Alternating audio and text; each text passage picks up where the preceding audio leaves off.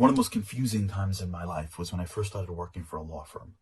Law firms are complex environments. They're not companies with like a hierarchy, CEO and down. They're law firms. There are hundreds of partners everywhere. You don't know which partners are the more powerful ones and not powerful ones that can help your career, not help your career. And when I first started working, I started working for this one partner who I thought was going to take me, so to speak, to the career goal line. He was put together, crisp white shirts, designer blue suits. He had a Roman numeral after his name. You know the type? Walked into a room and owned it, always had something smart. And I worked for him all the time. Whatever he needed, I was there for him. Because I thought he would really take care of me. I relied on him. And in that group, there was another partner. A little bit older, a little bit quieter, listened more than he spoke. Didn't dress as cool, didn't own the room. I never really took him as seriously. Well, 2 months in, we're having this company-wide event, and I'm speaking to a senior partner in a different group, and he says to me, "What group are you in?" And I tell him. And he says, "Well, oh, that group? So-and-so's group?" And I said, "Yeah, he's in that group, but you know I really work a lot with? This guy." And he stops and he goes, "That guy's a little bit of a hothead, but that other guy, yeah, the whole firm listens to that guy." And as he's saying it, I felt this angst because I had relied on this first guy and I had missed the second guy. Like, I'm thinking, what was I thinking?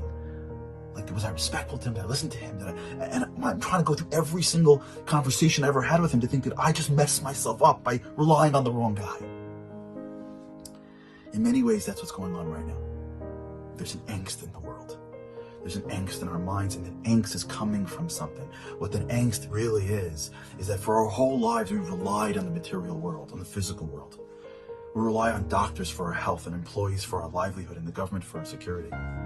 What we're seeing from this is that there are some incredible heroes. What's going on in the medical community and the emergency community, they're heroes beyond belief. These are the greatest people in the world, but they're humans.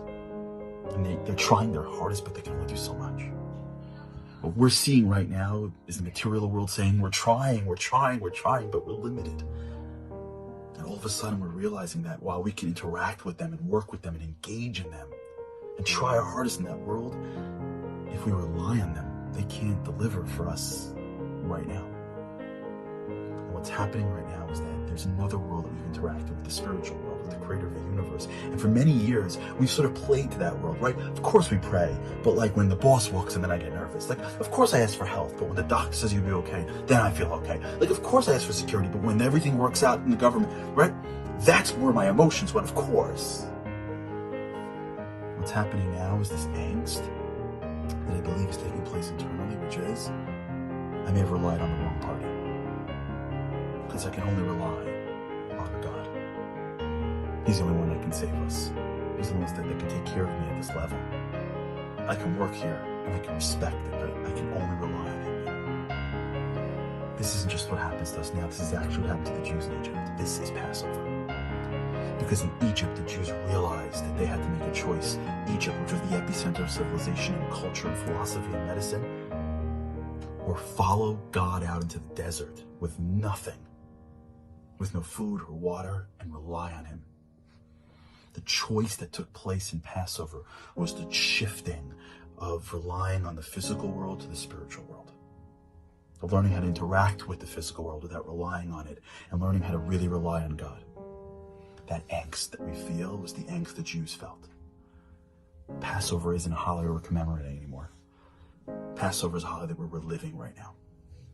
And the question that we have to ask ourselves as we prepare for Passover, it's not just the matzah and wine. No. As we prepare for Passover, here's the real preparation.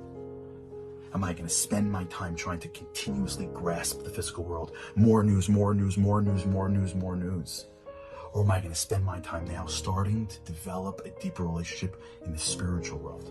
Where is God? What does He want of me? What is He asking of me? What does He mean?